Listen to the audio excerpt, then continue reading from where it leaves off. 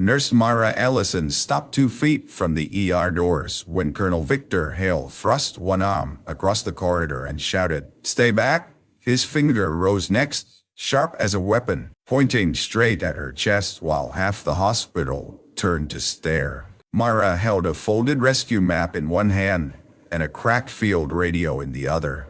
She did not raise her voice. She did not defend herself. She only looked past him toward the trauma bay, where the monitors had started counting down the wrong danger. "That convoy has less than 12 minutes, she said quietly. Colonel Hale laughed once, cold and loud enough for the families in the waiting area to hear. "You are a ward nurse. You do not give rescue orders here." But then the broken radio on Mara's palm hissed with a code no one in the corridor was supposed to know. "Before we go deeper, tell us where you are watching from in the comments. If stories of forgotten courage, hidden rescue maps, and quiet people finally being believed matter to you, subscribe and stay with this one until the end."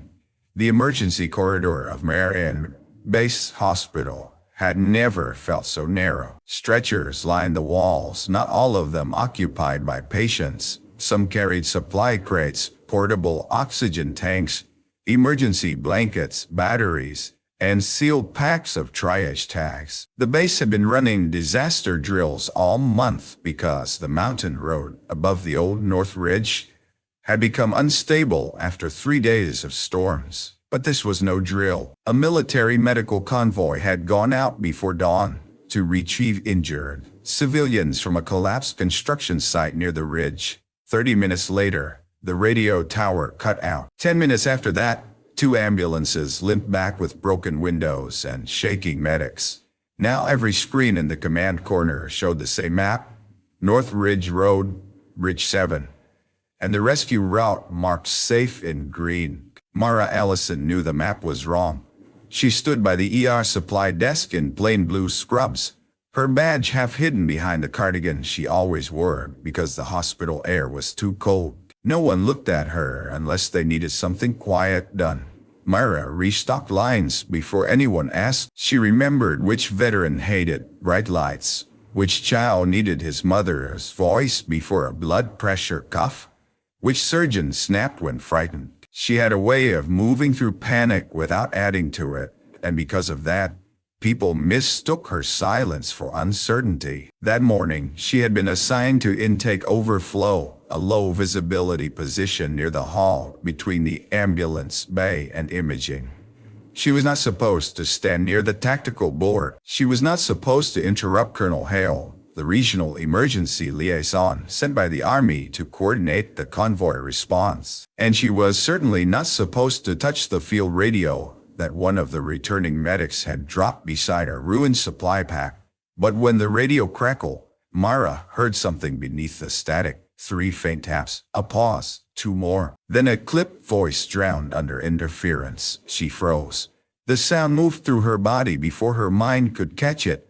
Her left hand tightened around the counter. Her breath shortened once, almost invisibly. Anyone else would have heard noise. Mara heard a field cadence older than the hospital's computer system. She turned toward the tactical board. Colonel Hale was standing under the fluorescent lights with his sleeves rolled, speaking in a commander's voice that made people obey before they understood. "Rescue Team 2 will push through Bridge 7. Team 3 holds at the 4. Air support remains on standby until we confirm landing visibility." Dr. Naomi Ward, the ER chief, stood beside him, still wearing a surgical cap from the procedure she had abandoned when the first emergency call came in. Her eyes were tired but sharp. "Colonel, if the road is unstable, why send another ground team?" she asked. "Because air support cannot land blind," Hale said. "And because the map gives us one road in and one road out." Mara moved before fear could stop her. She picked up the cracked radio. She crossed the corridor. She pulled a folded waterproof map from the fallen pack, its edges worn, its grid marks handwritten in faded black. "Nurse Ellison," Dr. Ward said, surprised. "What is it?" Mara did not look at the doctor first. She looked at the map on the wall. Then at the old one in her hand. Bridge 7 is not the route anymore, she said. The corridor quieted just enough for her words to land badly. Colonel Hale turned his head. His expression tightened, not with curiosity, but with insult. "Excuse me." Mara placed the old map on the edge of the supply cart. "The green route on your board follows the newer survey. But the old drainage channel shifted under the ridge. If the convoy is near the switchback, they're not approaching Bridge 7. They are above Dry Creek Cut." A young paramedic named Eli Brooke, still pale from his return, looked up from where he was sitting with a blanket around his shoulders. "Dry Creek Cut," he whispered. Mara heard him. So did Hale. The colonel stepped closer. "Who gave you permission to interpret rescue mapping?" "No one," Mara said. "That is correct. But the radio code. This corridor is full of this map. Do not spread panic with guesses." Mara swallowed. The old feeling came back so fast it almost bent her knees. A command tent, a storm outside, men refusing to hear her because her voice was softer than theirs. She pushed the memory down. "It is not a guess," she said. They tapped out a broken cadence before the transmission failed. 3. Pause. 2. That means block descent. If they repeat one long burst next, it means they are pinned above the wash. Colonel Hale stared at her as though she had spoken another language on purpose. A nurse behind Mara murmured, "Mara, my baby, step back." She did not. Her hand remained on the map. The radio hissed again. This time everyone heard it static, a burst, then one long distorted tone. Mara closed her eyes for half a second. "There," she whispered. "They're above the wash." Colonel Hale's jaw hardened. He pointed toward the nurse's station. "Stay back." Mara lifted her gaze. He pointed at her in front of everyone. "Stay back. You are not command staff. You are not tactical. You are not authorized to read codes, maps, or rescue channels. You are a quiet nurse who got hold of broken equipment and decided to play hero in a crisis." The words struck harder because of how many people heard them. Families in the waiting chairs stopped whispering. A clerk lowered her phone. Dr. Ward's face changed, not in agreement, but in alarm at the public cruelty. Eli Brooks stared at Mara like he wanted to speak, and could not. Mara's cheeks warmed, not from shame, though everyone thought it was. From the effort it took not to remember the last time a commander pointed at her like that. Colonel Hale turned away as if she had already disappeared. "Dispatch Team 2 through Bridge 7, he ordered. Mara's voice came low but clear. "If they go through Bridge 7, they will arrive below the wrong ridge. By the time they turn around, the convoy's oxygen and battery packs will be under critical reserve." Hale spun back. "Enough." A phone rang at the command desk. Dr. Ward answered, listened, and her face tightened. "What?" Hale demanded. She lowered the receiver. "Convoy medic reports they can hear running water underneath their position." Mara did not move. Hale looked at the wall map. There was no water near Bridge 7. Only then did the corridor begin to understand that the quiet nurse had not interrupted the emergency. She had tried to save it. But Colonel Hale was not a man who surrendered authority quickly. He walked to the map, tapped the printed green line, and forced his voice back into command. "Running water echoes in mountain channels. It does not prove location." Mara looked at Eli Brooks. "Did the first ambulance come down past the old mile marker with the burned cedar?" she asked. Eli's eyes flicked toward Hale. "Afraid." "Answer her," Dr. Ward said. Eli nodded once. "Yes, we passed it. I remember because the driver said it wasn't on the GPS." Mara's hand tightened around the old rescue map. "Then your GPS was already drifting." The landslide took out the repeater near the west spur. "The digital board is pulling from the wrong anchor point." Colonel Hale's stare cut into Eli now. "Why did you not report that?" "I did," Eli said weakly. "I did," Eli said weakly. Intake. I told someone the marker was wrong. The clerk at the desk went pale. It came in with the ambulance notes. I thought command already had it. Mara looked at the command board again. They have less than 10 minutes before the wash rises over the lower tires. If Team 2 goes to Bridge 7, you lose the window. The word lose changed the air. No one in a hospital likes that word. It sounds too final. It makes every professional in the room think of a door they once failed to reach in time. Colonel Hale leaned close enough that only those nearby could hear the coldness under his voice. Nurse Ellison, one more unauthorized statement, and I will have you removed from this response area. Mara's fingers brushed the corner of the old map. There, in faded ink, under a grid square that no longer appeared on the digital board, were initials written so small she had hoped no one would notice them. M.E. Dr. Ward noticed. Her eyes moved from the initials to Mara's face. Mara, she said carefully, why are your initials on that map? Mara folded the edge over before Hale could see clearly. They are not important. That is not what I asked. Before Mara could answer, the radio cracked again. This time, the voice broke through for 2 seconds. Echo. Need mapkeeper. Repeat. Mapkeeper. Mara went still. Colonel Hale's face changed. He did not recognize the word, but he recognized everyone else reacting to it. Eli Brooks stood up too quickly, his blanket falling from his shoulders. Dr. Ward whispered, Mapkeeper? Mara reached for the radio, but Hale snatched it first. No, he said. This has gone far enough. He held the radio away from her like she was dangerous. The corridor waited. Mara's voice softened. Colonel, give me the radio. Hale laughed again, but there was less certainty in it now. You expect me to hand command communication to a nurse who refuses to explain why her initials are on an authorized field map? Mara looked toward the ER doors. Beyond them, patients waited, medics shook, families prayed, and somewhere above Dry Creek Cut, people were trapped under a countdown no one else could read. Her wound rose inside her like a tide. Years ago, she had explained too much too late. A young medic had trusted her, and a commander had not. Mara had survived the inquiry. The medic had survived too, but not unchanged. She had promised herself after that she would never again fight for recognition while people needed rescue. She would only give the truth and let men decide what kind of men they were. Now the old promise was failing.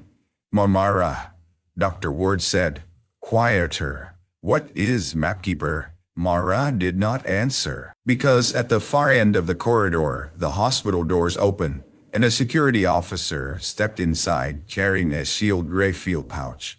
Colonel Hale, he called, breathless.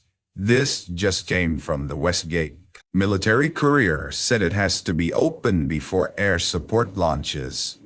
Hale took the pouch, irritated. From whom? The officer looked at the label.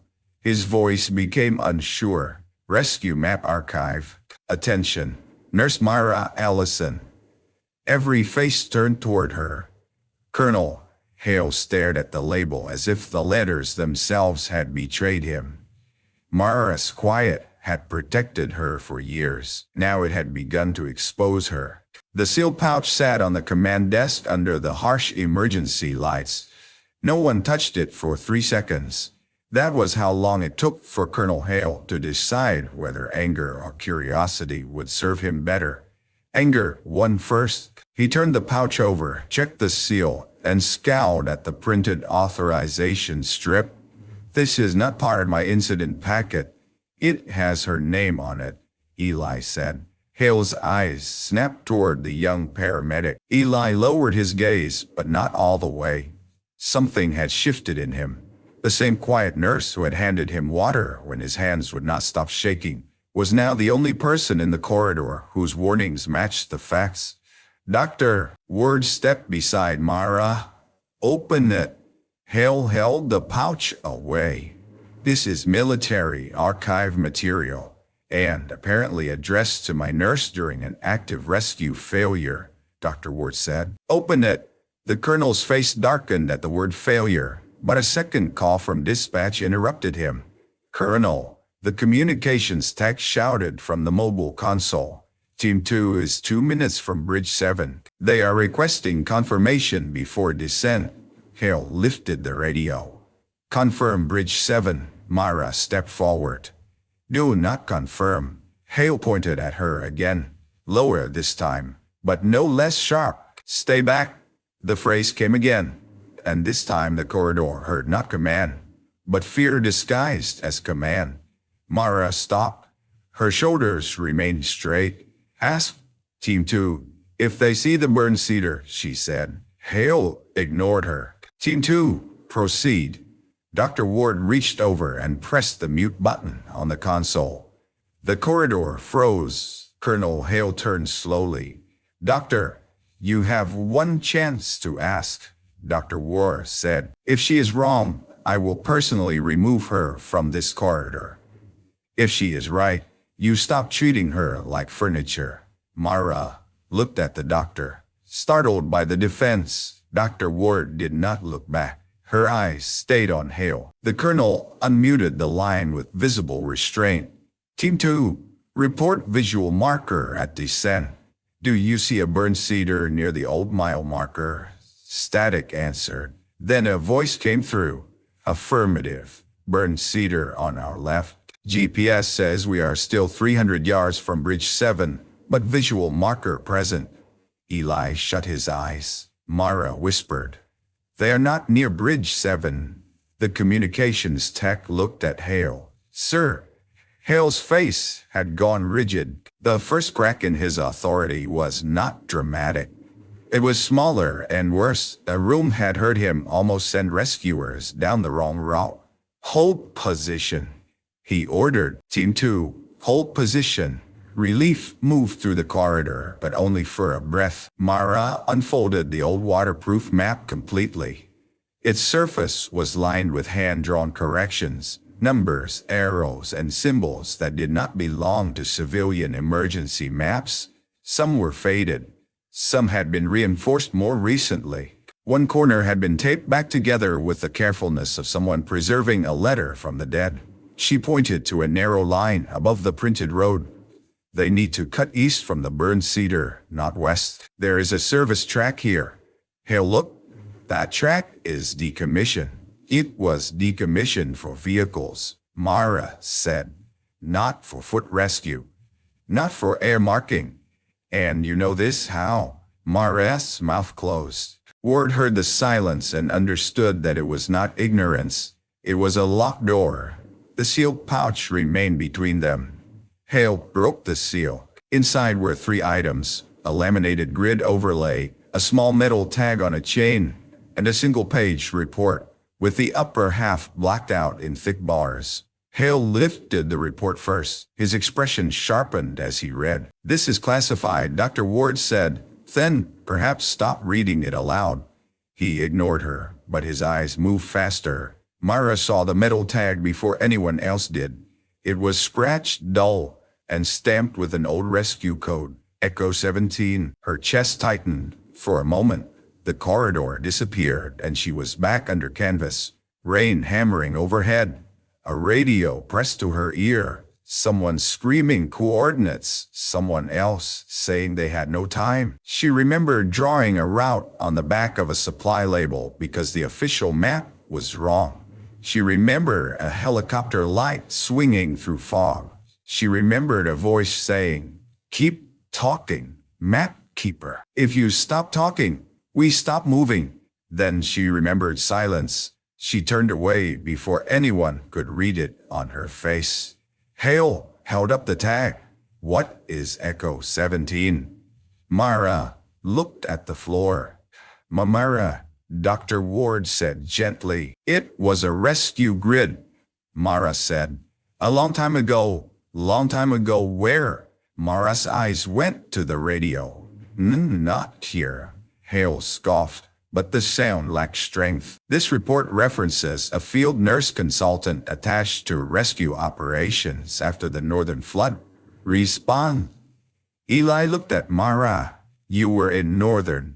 Mara did not answer quickly enough. Everyone who had ever worn a rescue badge knew Northern by rumor. It was not spoken of often because too many maps had been wrong, too many roads had disappeared, and too many official stories had been cleaned before families received them. People did not say the names unless they had lived through it. Hale folded the report. Even if this is authentic, it does not give Nurse Ellison command authority. Today, Mara said. It gives you the correct map that landed harder. She did not ask for rank. She did not ask for respect. She asked only for the road to matter more than the man holding it. The communications tech spoke again, voice strained. Convoy battery reserves at 8 minutes. Medic reports they cannot move the critical patient without guidance. They are asking for air extraction, but air says landing zone unknown. Hale turned toward the digital board. Mara placed the grid overlay on top of the old map. Her hands trembled once, then steadied. Dr. Ward noticed the tremor and her expression softened. There is a flat shelf above Dry Creek Cut, Mara said. It won't show on the board because it was removed from the active database after the repeater project. But if Rescue Air uses old grid Echo 17, they can hover mark and lower a basket team. Hale narrowed his eyes. Basket extraction in this weather. Only if they approach from the east, Mara said. If they approach from the west, the ridge throws rotor wash into the cut and blinds them. Rotor wash, Hale repeated, as if the word sounded wrong coming from her. Mara met his eyes. Yes, Eli stepped forward, emboldened. She knew about the water. She knew about the burned cedar. Sir, maybe we should. Paramedic Brooks, Hale snapped. Sit down. But Eli did not sit. The corridor saw it. Mara saw it. A young responder who had been too shaken to speak minutes ago was now standing between truth and pride. Dr. Ward reached for the radio. Mara, if we contact air, what do we say? Mara's throat tightened. The answer sat inside her like a key she had swallowed years ago. Say, she stopped. Hale folded his arms. Nurse Ellison. What exactly should a hospital tell a rescue aircraft based on your unofficial map and your mystery tag? Mara looked at the metal tag on the desk. Echo 17. A name, a place, a wound. She had not said the code aloud in 7 years because the last person who called her mapkeeper had done so while begging her not to blame herself. Mara took the radio from the console. Hale did not stop her this time, though his face said he wanted to. She pressed the transmit button. Rescue Air, Meridian Base Hospital. Do you copy? Static. She adjusted the Crackfield radio, not the modern one. Hale frowned. That unit is damaged. It can still hear low band, Mara said. She pressed again. Rescue Air, this is Meridian. Request you check old grid Echo 17. Dry Creek Cut Shelf. East approach only. Repeat, east approach only. Nothing. Then a burst of static. A male voice came through. Faint but clear enough. Meridian, identify speaker. Mara closed her eyes. Dr. Ward looked at her. Hale leaned in. Mara spoke in a voice so quiet the corridor almost missed it. Mapkeeper. The radio went silent. For one unbearable second, Hale's face almost recovered its arrogance. Then every radio in the command corner came alive at once. Say again, the aircraft voice demanded. Meridian. Say again, speaker identification. Mara's lips parted, but no sound came. The old fear had found her throat. Hale reached for the microphone. Hale reached all. The aircraft cut him off. Negative. We requested mapkeeper. Put her back on. The corridor stopped breathing.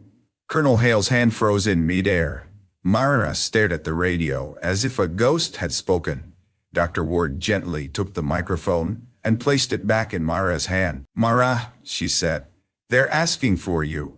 Myra looked down the corridor toward the waiting families, the medics, the nurses who had once thought her quietness meant there was nothing behind it. She saw Eli Brooks standing with his blanket on the floor. She saw Colonel Hale's pointed finger now lowered uselessly at his side. She saw the old tag gleaming under the fluorescent light. She lifted the radio. "This is Mapkeeper," she said. The answer came immediately. "Mapkeeper, this is Rescue Hawk 3. We have been searching for your grid for 7 years. A sound moved through the corridor. Not a gasp, not a whisper, but something close to awe being born. Myra's eyes filled, but she did not let the tears fall, because the convoy still had 7 minutes, and the helicopter was not yet there. The moment the aircraft acknowledged her, the hospital's rhythm changed. No one cheered. There was no time for that.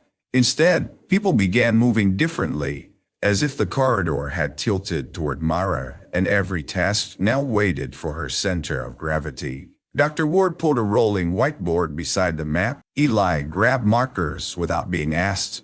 The communications tech rerouted the air channel through the corridor speakers. Even Colonel Hale, humiliated but not yet humble, stood in place with the stiff posture of a man watching authority leave his hands. Myra heard none of the room at first. "Rescue Hawk 3, 7 years, searching for your grid." She knew that voice, older now, rougher, but she knew it. Captain Jonas Reed had once been a young helicopter pilot with laughter in his radio calls and a dangerous habit of trusting maps no one else believed. He had flown through fog when a command center told him to stand down. He had brought out 12 people because Myra had drawn a route through impossible terrain and kept counting seconds while water rose around her boots. He had also been there the day everything went wrong. "Myra," Dr. Ward said, bringing her back. Myra blinked. "Battery reserve?" The communications tech answered instantly. "Convoy patient status." Dr. Ward lifted the line from triage. "Critical but stable. They need extraction within the window." Myra nodded once. Her voice lost all softness except the kind that made people listen harder. "Haley, mark the burned cedar here. Not where the digital board places it. Here." Eli moved. "Dr. Ward, clear trauma bay 2 and prepare for air-to-air transfer. Keep imaging on standby, but do not block the hall. If the patient arrives cold, loud, and unstable, we need space more than speed." Dr. Ward nodded. "No offense, no hesitation." Dawn, Myra turned to the communications tech. "Patch Rescue Hawk 3 directly to this radio and record every coordinate. If static cuts, repeat last confirmed number only. Do not improvise." "Yes, ma'am," the tech said. The ma'am reached Colonel Hale like a slap. Myra did not look at him. The aircraft voice returned. "Mapkeeper, confirm shelf condition." Myra studied the old overlay. Her finger traced a line no one else understood. "Padre Creek shelf is narrow. You cannot land, hover only. Approach east by southeast over the pine break. Watch for crosswind bounce after the second ridge. You will see a washed-out service track shaped like a hook." A pause. Then Captain Reed's voice changed. Professional still, but threaded with disbelief. "Copy hook track. Mapkeeper, no active chart. Shows that shelf. I know. How current is your map?" Myra looked at the gray pouch. "Current enough." Colonel Hale stepped forward. That is not an operation. Answer." The aircraft speaker answered before Myra could. Colonel Hale with respect. "Mapkeeper's current enough. Outranks our blind instruments right now." Hale's face flushed. Dr. Ward looked down to hide something that was almost a smile. Myra stayed focused. "Captain Reed, your extraction window is 5 minutes 30. If you arrive after that, water and slope debris will make hover unsafe." Another pause, shorter this time. "You kept the countdown habit. Reed said. Mara's hand tightened. Confirm window, she said, refusing the memory. Confirm. The corridor obeyed the countdown because Mara did not merely state it. She carried it like weight. 5 minutes, 4:50, 4:40. Every interval changed in action. Blankets moved, doors cleared. A security officer opened the ambulance bay. Dr. Ward assigned roles with clip precision. Eli updated the whiteboard until his marker squeaked, and Colonel Hale stood too still. At last he said, "This is still my response." Mara did not look up from the map. Thin respawn. The quiet sentence cut deeper than shouting. Hale inhaled sharply. "You are giving aircraft instructions based on undocumented terrain memory." Mara's eyes rose to his. "You were giving ground orders based on a wrong digital map." Several people looked away because the truth was uncomfortable when spoken plainly. Hale stepped close. "Do not mistake a lucky correction for command." Mara's composure flickered. "Not anger. Pain." Dr. Ward saw it. Eli saw it. Hale did not. Mara turned the metal tag between her fingers. "Luck is what people call preparation when they did not see the years it cost," she said. The words silenced him for 1 full second. Then the corridor speakers burst with sound. "Mapkeeper, Rescue Hawk 3 has visual on burned cedar. Hook track visible. No safe landing." Mara lifted the radio. "Hover, send eyes down first. Convoy is above the wash, not below. Look for reflective emergency blanket tied to antenna static. Visual on blanket." Eli whispered, "She is right again." "Of course she is," Dr. Ward said quietly. Hale heard it. Mara heard something else in the aircraft transmission. The rotor strain, the pitch of wind, the pilot adjusting in unstable air. She could picture the ridge without seeing it. She could feel the helicopter's nose fighting the crosswind. Her mind laid the old map over the sound, drawing invisible lines through danger. "Reed," she said, forgetting formality. "Do not drift west." The speaker went silent for half a heartbeat. Then, softer, "Copy, Mara." The corridor did not miss that either. Colonel Hale's eyes narrowed. "You know him." Mara did not answer. The aircraft voice came again, sharper. "Rotor wash, kicking debris. Visibility dropping." Mara closed her eyes and listened. Everyone watched her as if she were reading the air itself. "Climb 6 feet," she said. "Hold east, count 8 seconds, then lower, not before." Hale shook his head. "You cannot judge hover timing from a corridor." Mara raised the radio. 8, she said. Captain Reed answered. Captain Reed, and 7. Dr. Ward's eyes moved to the ambulance bay doors. 6. Eli stopped writing. 5. The families in the waiting area had risen from their chairs. 4. Colonel Hale's hand curled around the edge of the desk. 3. Mara, voice merely brah. Do not. 2. The radio crackled. 1. Lower, static swallowed the corridor. Then a crew member shouted through the speaker, distant and breathless. "Basket down! We have contact with convoy." A wave of relief rushed through the hall so strongly that one nurse put a hand over her mouth. But Mara did not smile. Her eyes stayed on the map. "Contact is not extraction," she said. The countdown continued. 3 minutes 12, 3 minutes 11, 3 minutes 10. The first patient from the convoy was not the critical one. That was what scared Mara. Rescue Hawk 3 reported lifting 2 walking wounded from the ridge shelf, while the convoy medic stabilized the critical patient for basket extraction. The helicopter could not stay fixed long in that wind. Every second it hovered, fuel burn, rotors fought, and the storm pressed harder against the mountain. Mara's old wound began to breathe inside her. 7 years earlier, she had misread one silence. Not a map, not a code, A silence. She had believed the team was still moving because no one called for help. In truth, their radio had drowned underwater noise. By the time she understood, the window had narrowed.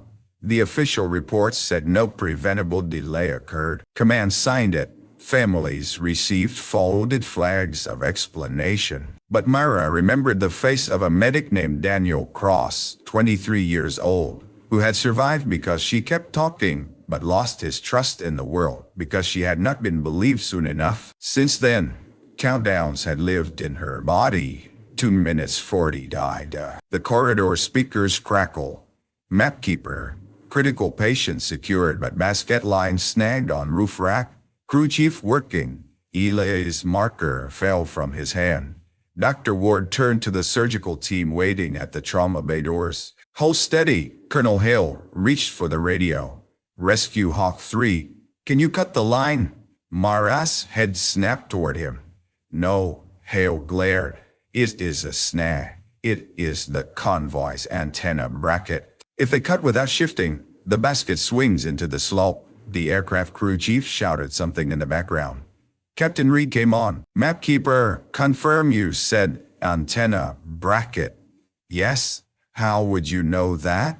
Because the emergency blanket was tied to the antenna. If the basket line dropped near their mark, it crossed the bracket.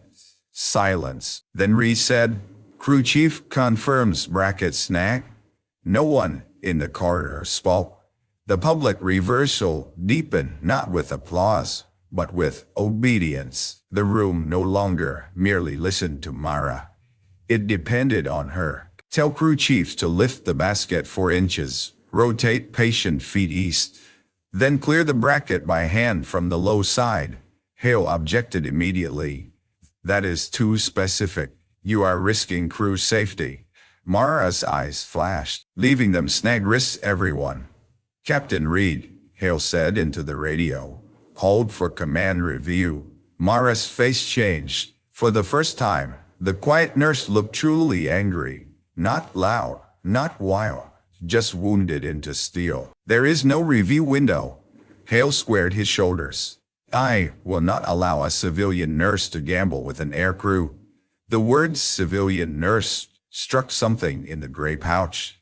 Dr. Ward reached for the report Hale had dropped earlier. Her eyes scanned the blacked out lines, then lowered to the visible service designation near the bottom. Manera, she said slowly. This says Field Rescue Medical Specialist. Hale turned. Dr. Ward lifted the page. It also says Temporary Operational Authority under Disaster Joint Command. That was 7 years ago, Hale said. Mara closed her eyes. Nara closed her eyes. Why? Because it is not the time. It is exactly the time. If he is using your silence to endanger people. Myra looked at her then. A plea sat behind her eyes. Not fear of disgrace, fear that a buried story would reopen for someone else. The radio cut in. Mapkeeper, basket still snagged. We are at 1 minute 50. Wind increasing. Myra's face drained. She lifted the radio. Read. Ignore command review. Lift 4 inches. Rotate feet east. Crew chief clear. Slow side. Do it now. Hale reached to take the radio. Dr. Ward stepped between them. The corridor gasped softly. Colonel Hale stared at the ER chief. Move. No, Dr. Ward said. It was the first clear act of defiance from someone with equal presence in the hospital. Hale could bully a quiet nurse. He could not so easily bully the physician responsible for every patient beyond those doors. The speaker filled with rotor noise. Lift 4, rotate east, Reed repeated. Crew chief moving. Mara's lips moved without sound. She was counting again. 1 minute 30, 1 minute 29, 1 minute 28. A security officer near the ambulance bay whispered, "Come on." Eli stood beside the whiteboard, both hands clenched. Colonel Hale looked from Dr. Ward to Mara, to the map, and something uncomfortable began to form in his expression. Not regret yet, recognition perhaps. He was seeing that Mara did not crave control. She suffered it. Every instruction cost her. Every second made her smaller and stronger at once. The radio snapped, snapped clear. Basket rising. The corridor erupted in breath. A nurse cried once and laughed at herself. Eli leaned against the wall, shaking with relief. Mara did not stop counting. 1 minute 6, she said. They're not safe until the aircraft clears the west shear. Captain Reed came on. Patient aboard. Departing east? No, Mara said sharply. Not east now. You used east approach. Exit north-northeast over the shallow saddle. The storm has shifted. Hale frowned. Earlier you said east. Approach east. Approach east, Mara said. Exit north-northeast. Reed answered instantly. Copying. North-northeast. The aircraft tone changed in the speaker. Rotor strain rising, then smoothing. For a moment, there was only static. Then Captain Reed's voice came through, with the kind of calm pilots use after narrowly avoiding disaster. Clear of shear, patient alive, en route to Meridian. The corridor broke, not into chaos, but into human sound. Someone sobbed. Someone clapped once before realizing it was not a celebration yet. Eli covered his face. Dr. Ward lowered her head, relief passing through her like exhaustion. Mara placed the radio on the desk. Her hand trembled again. Hale saw it this time. Before he could speak, the communications tech looked at the flight tracker. ETA 6 minutes. Dr. Ward turned immediately. Team ready. Trauma bay. True. Warm blankets. Airway. Team standby. No crowding the ambulance entrance. The hospital moved. Only Mara stayed still.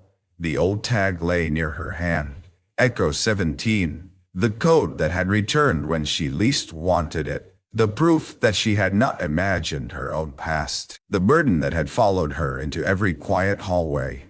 Hale approached her, no longer shouting. Nurse Ellison, she looked at him. His voice lowered. Why did Rescue Hawk 3 ask for you by name?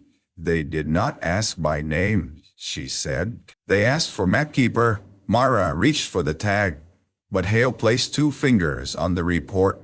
I need to know what I am dealing with. Mara's answer was immediate. You are dealing with a patient arriving in 6 minutes. He stared at her. She turned to leave for Trauma Bay too. But the radio hissed one more time. Meridian, Captain Reed said, voice suddenly strained. Meet advised. Our onboard monitor is failing. We need mapkeeper on the pad for transfer. Mara, stop, doctor. Ward looked up. Hale's confusion returned. Why would they need her on the pad? Reed's answer came through before anyone else could speak. Because she knows the old handoff sequence. And because the patient is carrying a code tag marked Echo 17. Mara's face went still. The tag on the desk was not the only one. The past had not simply called her. It was coming in by helicopter. No one spoke after Captain Reed's transmission. The hospital had heard many urgent requests in its life. It had heard surgeons paged from sleep, blood banks called during storms, families summoned to bedside. Chaplains asked to hurry, but this request felt different. It did not ask for a doctor first. It did not ask for Colonel Hale. It asked for the quiet nurse everyone had told to stay back. And it asked because the patient carried Echo 17.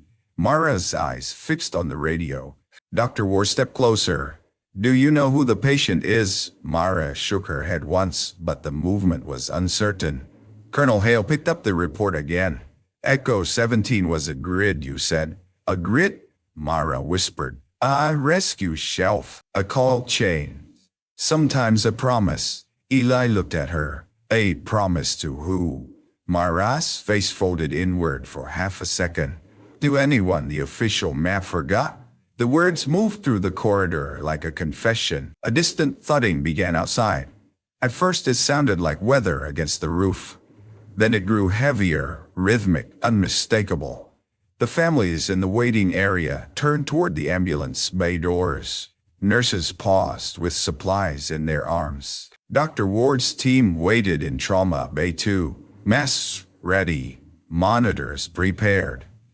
The helicopter was still beyond sight, but the building already felt it. The helicopter arrived for her, not fully landed, not yet, but coming close enough to shake the windows. Colonel Hale looked toward the sound, then back at Myra. The title of his contempt had become his humiliation. He had yelled, "Stay back." Now an aircraft had crossed a storm line to ask her forward. "Put on a jacket," Dr. Ward said. Myra did not move. "Myra, I can't." The words were almost lost under the rotor thunder. Dr. Ward's expression changed. "Why?" Myra's eyes stayed on the ambulance bay doors. "Because last time I walked toward that sound, someone came back with a tag in his hand and told me it was not my fault." Ely's voice was gentle. "Was it?" Myra turned to him. The young paramedic's innocence made the question unbearable. "No," she said, "but people say that when fault is too heavy to carry alone." The helicopter's searchlight swept across the high windows. The corridor filled with flickering white. Colonel Hale's voice softened despite himself. "Who was Daniel Cross?" Myra went still. Dr. Ward looked at the report in Hale's hand and found the visible line where the name had escaped redaction. Daniel Cross, field medic, Echo 17 incident survivor. Myra took one step back. "Do not use his name as leverage." Hale lowered the paper slowly.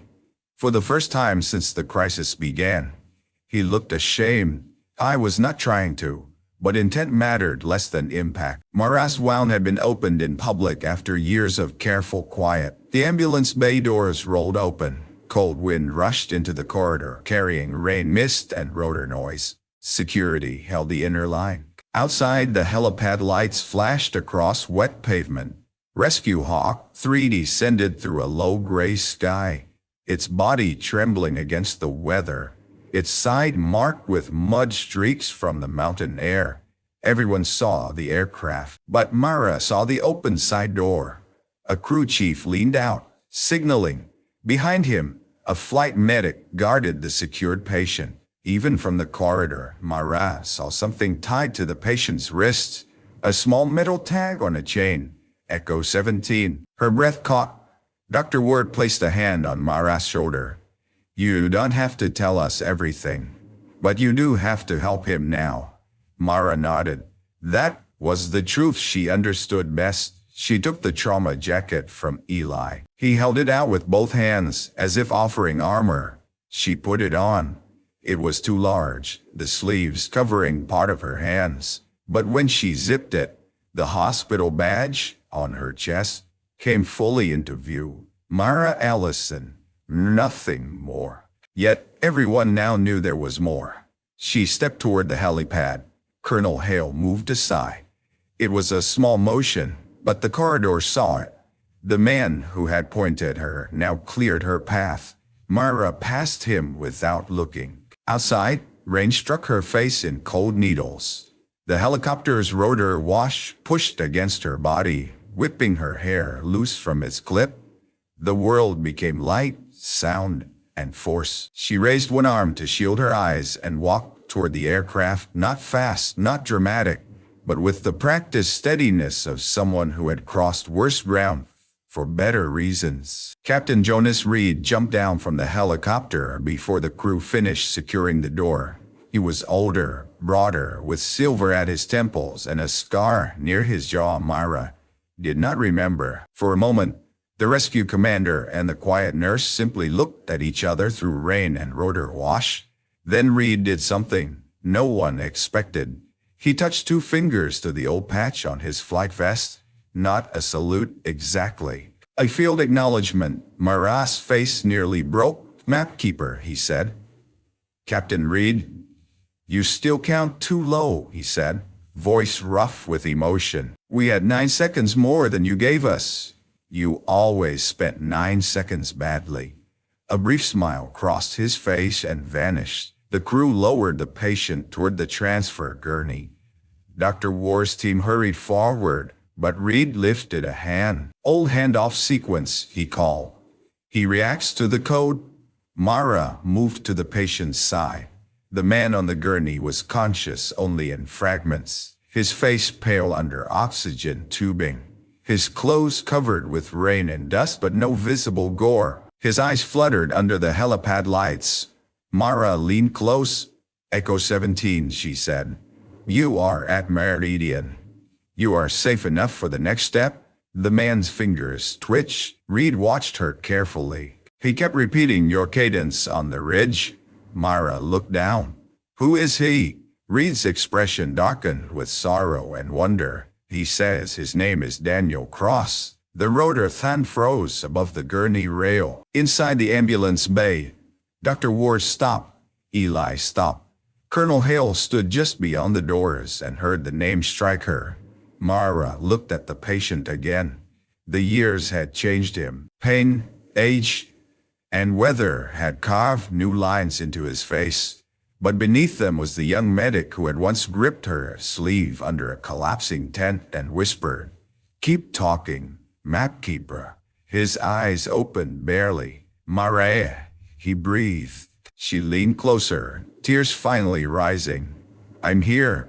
His gaze moved weakly toward the helicopter, then the hospital. They listened this time. Mara's mouth trembled. "Yes," she said. They listened. Daniel's fingers tightened around the tag on his wrist. "Good," he whispered. "Thanon." It wasn't wasted. The words broke something in her that silence had held together for 7 years. Dr. Ward stepped in, professional and gentle. "We need to move him." Mara nodded and walked beside the gurney as they rolled toward the ER. The helicopter remained behind them, rotors slowing, as if the entire aircraft had completed its mission only when Mara crossed the threshold with Daniel Cross alive. Inside, the corridor parted.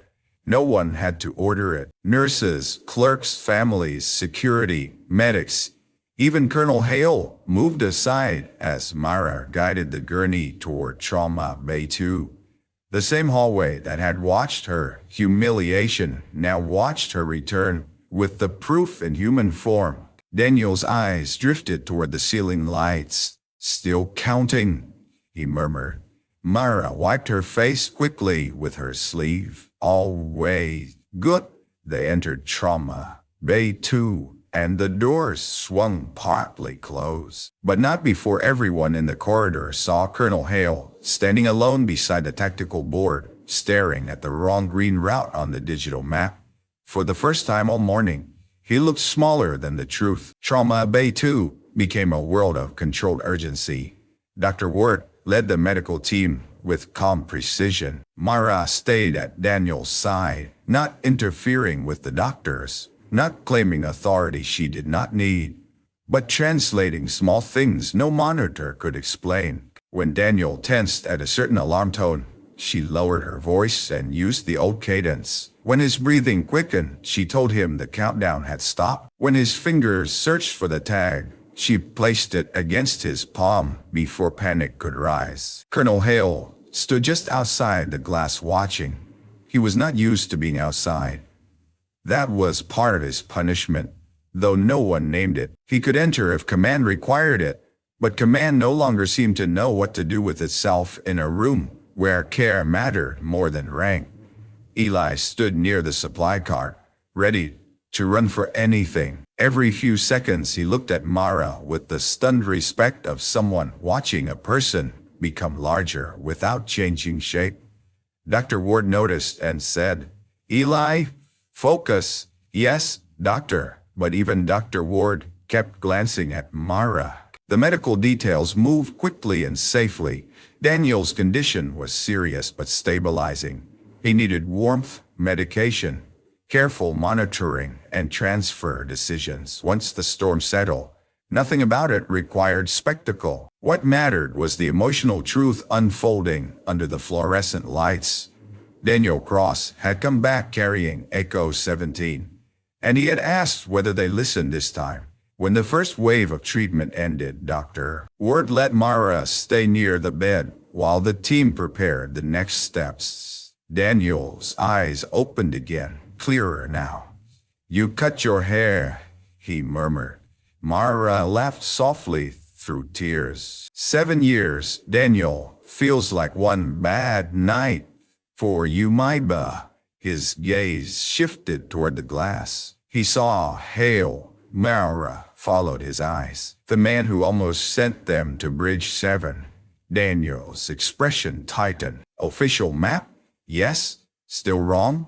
Still wrong?" He closed his eyes with a tired sigh. "We told them." Mara's throat closed. Dr. Ward, standing at the foot of the bed, heard enough to understand there was history the report had buried. "Daniel," Mara said softly, "why were you on that convoy?"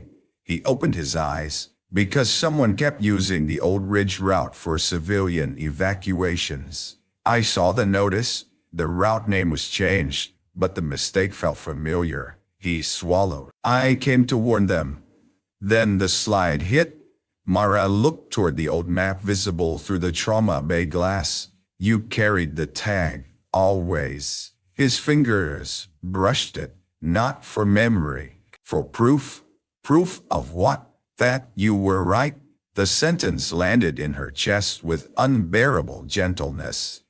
For 7 years, Mara had lived under a report that did not blame her, but did not vindicate her either. The report had used soft language to hide hard cowardice, communication difficulties, adverse conditions, command uncertainty, no preventable delay.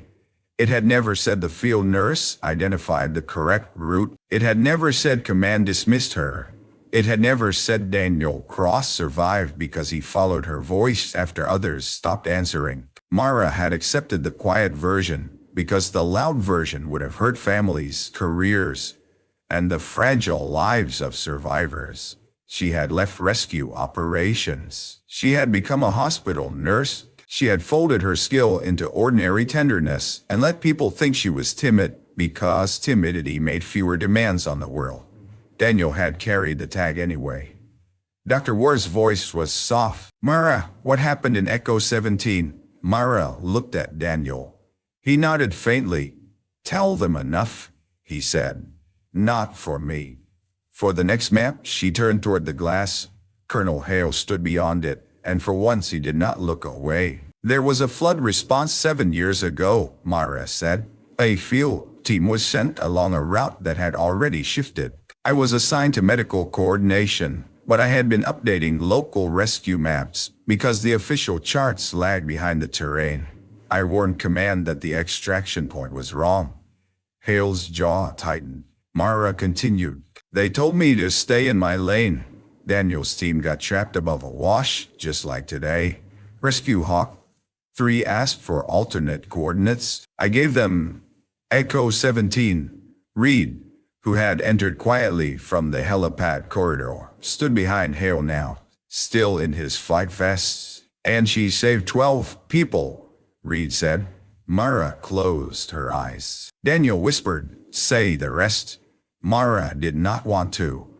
But the corridor had earned truth by listening. "One person did not make it out before the flood cut the lower path," she said carefully, keeping the violence of memory out of the room. "A medic named Aaron Vale." Dr. Ward looked at her sharply. "Vale, my husband," Mara said. The room went silent. Even the monitors seemed softer. Alia's face crumpled with shock. Hale lowered his eyes. Reed looked toward the floor, carrying old guilt of his own. Mara's voice stayed steady because Daniel's hand was still in hers. The report said no preventable delay. Aaron would not have wanted a public fight. Daniel was barely alive. The families had enough grief, so I signed my statement, left the field program, and came here. Dr. Ward's eyes shone. "You let them erase what you did." "I let the dead rest." Daniel's fingers tightened weakly. "No," he whispered. "You let the wrong people sleep." The sentence cut through every excuse in the room. Colonel Hale stepped into the doorway. No one stopped him. His voice was low. "Nurse Ellison." Mara did not turn. He removed his cap. That, more than any apology, changed the room. Proud men often apologize with words first, because words are cheap. Removing the cap in a hospital, before a nurse he had humiliated, cost him something visible. "I was wrong," he said. Mara looked at him then. He swallowed. "I pointed at you in public. I dismissed a valid warning, because it came from someone I had already decided was outside command. My decision could have cost lives." The corridor beyond the door heard every word. Mara's face showed no triumph, only exhaustion. "Yes," she said. Hale accepted the word like a sentence. "I will file a corrective report." Mara's eyes hardened slightly. Reports did not save them today. "No," he said. "You did." She looked at Daniel. "We all did. Once people listen." Reed stepped forward. "There is more." Mara looked at him warily. He reached into his vest and removed a sealed envelope, damp at the corners from rain. "I was ordered to deliver this if we found you during an active echo grid event." Mara almost laughed from disbelief. "That is a very specific order." Daniel wrote it. She turned to the bed. Daniel gave a faint, guilty smile. "I hoped the world would be stubborn enough to make it necessary." Mara opened the envelope with shaking hands. Inside was a copy of an amended rescue record, signed 2 weeks earlier by a review board she had not known existed. Attached was Daniel's sworn statement, Reed's flight testimony, and archived radio logs from the Echo 17 flood response. Dr. Ward read over Mara's shoulder. Her voice broke on the final line. "Field nurse Mara Allison's alternate grid guidance directly enable successful extraction of 12 survivors under conditions of map failure and command delay." Mara covered her mouth. For years she had not needed medals. She had told herself she did not need recognition. But truth is not the same as praise. Truth returns a person to themselves. Daniel watched her read it. "Told you," he whispered. "Not wasted." Mara bent her head over the paper. Outside Trauma Bay 2, the corridor stood in quiet witness. The same people who had seen her pointed at now saw her name restored, and no one dared look away. The storm weakened by late afternoon, but the hospital did not return to normal. Some days leave a mark on a building. Meridian Base Hospital would remember the sound of helicopter rotors over wet pavement. It would remember Colonel Hale's finger raised in accusation, then lowered in shame. It would remember the quiet nurse walking out under the rotor wash and coming back beside a man, carrying a tag from her buried past. Most of all, it would remember the map. Dr. Ward ordered the digital route board taken offline until every rescue coordinate could be verified. Eli helped tape Mara's old waterproof map beside it, not as an official replacement, but as evidence. The burned cedar, the hook track, dry creek cut, Echo 17. Hand-drawn corrections that had seemed like ghosts in ink now looked more reliable than the glowing system everyone had trusted. Colonel Hale spent an hour on calls with regional command. His voice was different each time Mara passed the command desk, less performance, more listening.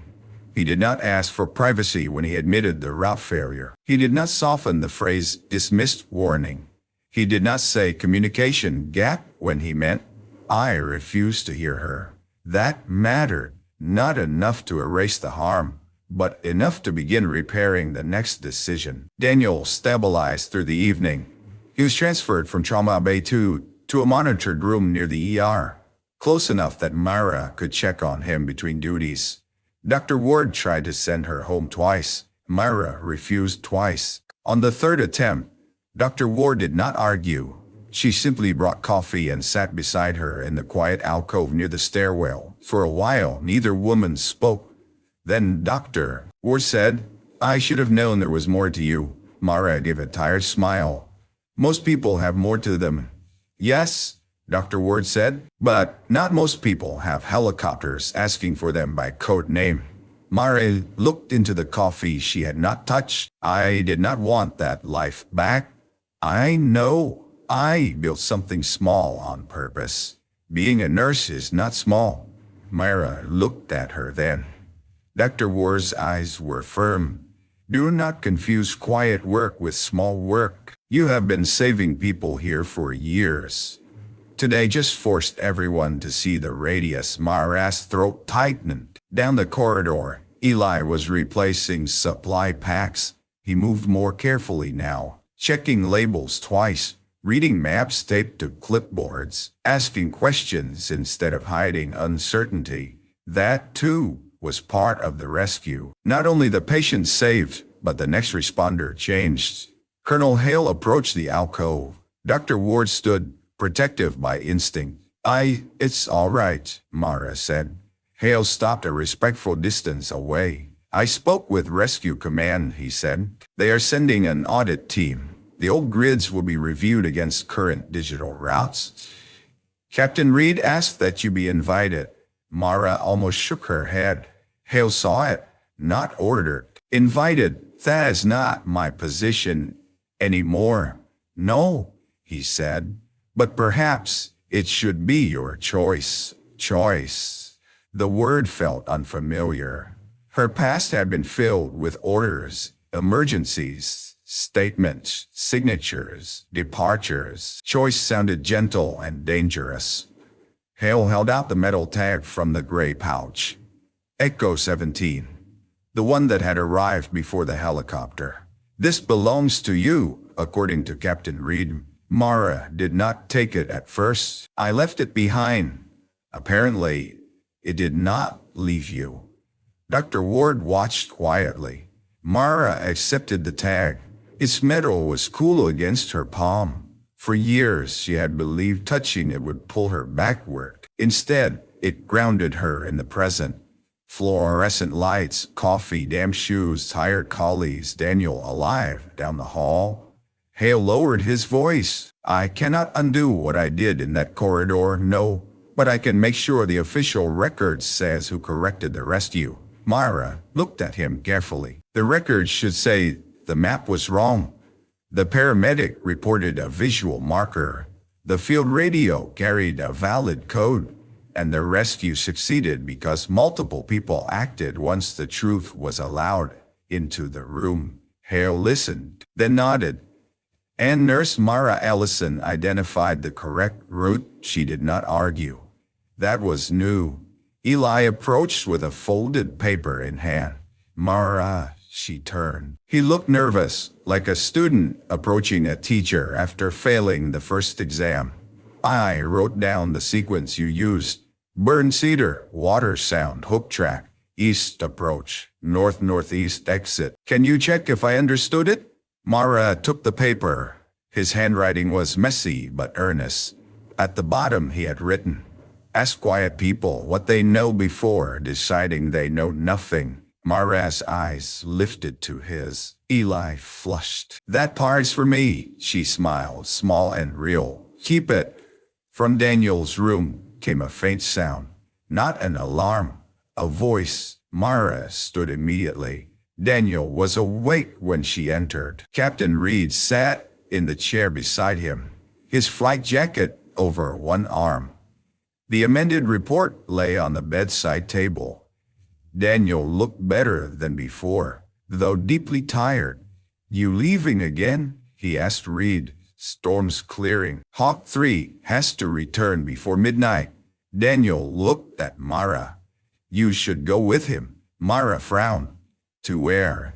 The audit. She shook her head. Daniel, you think staying away keeps Aaron safe in memory, he said. It doesn't. It just keeps the people who ignored you safe from correction. Mara looked down. Captain Reed spoke gently. The old grid program is being rebuilt. Not as it was. Better. Civilian hospitals, base rescue, local responders, shared map checks. We need someone who understands what happens when a route is wrong and a room refuses to listen. Mara gave a sad smile. That is a very specific job description. You fit it. I am a hospital nurse, Reed said. That is why you fit it. Daniel's hand moved toward hers. She took it. You don't have to become who you were, he said. Just stop hiding who you are. The words stayed with her long after visiting hours ended. Near midnight, the hospital corridor finally quieted. Families slept in chairs. Staff spoke in softer tones. Rain tapped the windows instead of striking them. The digital board was dark, its wrong green route gone. Beside it, Mara's old map remained taped under clear plastic, surrounded by notes from the day. Mara stood before it alone. She traced Dry Creek Cut with one finger. For 7 years, the map had been a wound. Today it had become a bridge. Dr. Ward found her there. Daniel is asking for you, she said. Mara nodded. Before she turned, she saw Colonel Hale at the far end of the corridor. He was speaking with Eli, not commanding him, but listening as the young paramedic explained the burned cedar marker. Hale noticed Mara watching. He did not salute. That would have been too much, and she would not have wanted it. He simply stepped aside again, giving her the corridor.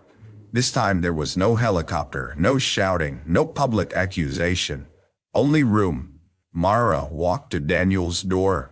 He was half asleep, the echo tag resting on the blanket. Mapkeeper, he murmured. She sat beside him. You should rest. Did they change the board? Yes. Good. His eyes opened slightly. Did you read the last page? Mara glanced at the amended report. There's a last page. Daniel smiled faintly.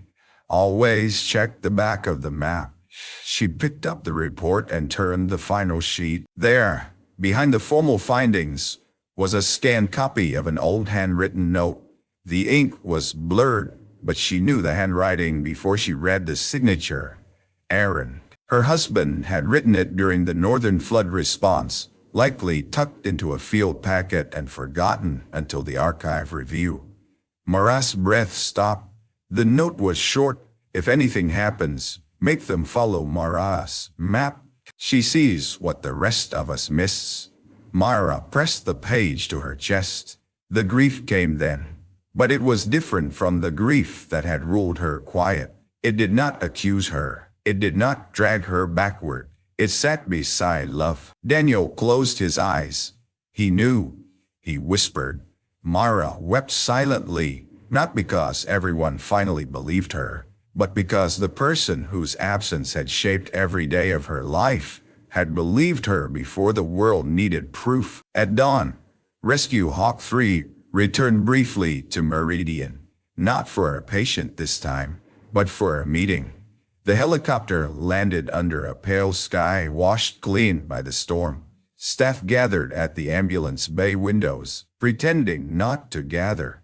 Eli stood with a fresh notebook. Dr. Ward crossed her arms, smiling despite herself. Colonel Hale waited with the audit team, cap in hand. Mara stepped out in her blue scrubs and the oversized trauma jacket. Captain Reed met her halfway across the pad. No pressure, he said. You can say no. Mara looked back at the hospital corridor, where she had been told to stay back.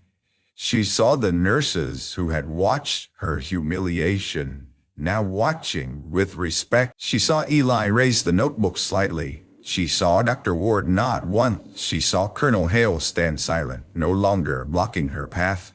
Then she looked at the helicopter. For years, that sound had meant the worst night of her life. Now it meant people had arrived in time. Mara touched the Echo 17 tag at her neck. I'm not leaving the hospital, she said. Reed nodded, accepting it. But I'll help rebuild the maps, she added, from here. With the nurses, medics, dispatchers, and anyone else who hears what command misses. Reed's smile came slowly. That sounds like Mapkeeper. Mara looked toward the ridge, hidden beyond the clearing clouds. No, she said softly. That sounds like Mara. Behind her, Colonel Hale approached. He stopped at a respectful distance as he had learned to do. Nurse Ellison, he said. The audit team is ready when you are. Mara turned toward him. There was no victory pose, no speech, no need to shame him further. The morning had already done what truth does when finally allowed to stand in daylight. She walked past him toward the command room. This time, no one told her to stay back. The helicopter lifted behind her, rising into the brightening sky, its rotors sending wind across the helipad and through the open ambulance bay doors. Papers fluttered. The old map on the corridor wall trembled under its clear plastic. But it did not fall. Eli caught one loose page before it slid away. At the top, in Mara's handwriting, were 3 words she had added before sunrise. Listen before command. He taped it beside the map, and from that day on, whenever Meridian Base Hospital received a rescue call from the ridge, no one trusted a glowing green line just because it looked official. They checked the ground. They checked the old markers. They checked the voices coming through static. And when someone quiet stepped forward with a warning, the room made space. Because once, in a corridor full of contempt, a proud man pointed at a quiet nurse and yelled, "Stay back!" And minutes later, a helicopter arrived for her, not to rescue her from the hospital, to remind the hospital who had been rescuing people all along. Some heroes do not enter with medals shining. Some stand in blue scrubs, holding an old map no one wants to read, carrying grief quietly so others can live loudly. If Mara's story moved you, leave your country in the comments. Honor the quiet people around you. And stay subscribed for more stories where truth finally gets heard.